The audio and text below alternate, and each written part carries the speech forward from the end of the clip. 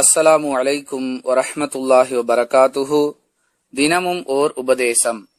யார் தன்னுடைய தோழர்களிடத்தில் சிறந்தவராக இருக்கிறாரோ அவரே அல்லாஹ்விடத்தில் சிறந்தவராவார் என்று ரசூலுல்லாஹி ஸல்லல்லாஹு அலைஹி வஸல்லம் அவர்கள் கூறினார்கள். அறிவிப்பவர் அப்துல்லாஹ் பின் அம்ர் ரலியல்லாஹு அன்ஹு. நூல் திர்மிதி, ஹதீஸ் எண் 1867.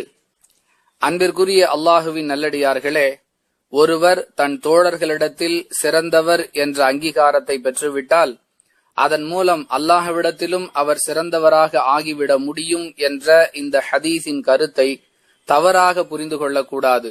ஏனென்றால் தோழர்களிடத்தில் பலர் சிறந்தவர்களாக பெயர் வாங்குவதற்கு நடிப்பதையும் நாம் நடைமுறையில் பார்த்து கொண்டிருக்கிறோம்.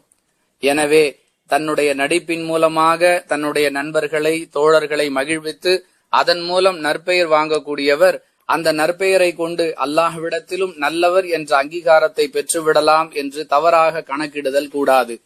உண்மையிலேயே தன்னுடைய நன்னடத்தையால் ஒருவர் தன் தோழர்களிடத்தில் நற்பெயர் வாங்கினால் அது அல்லாஹ்விடத்தில் அவர் நல்லவர் என்ற அங்கீகாரத்தை பெறுவதற்கு அடிப்படையான காரணமாக அமையும் என்பதை புரிந்து கொள்ள வேண்டும்.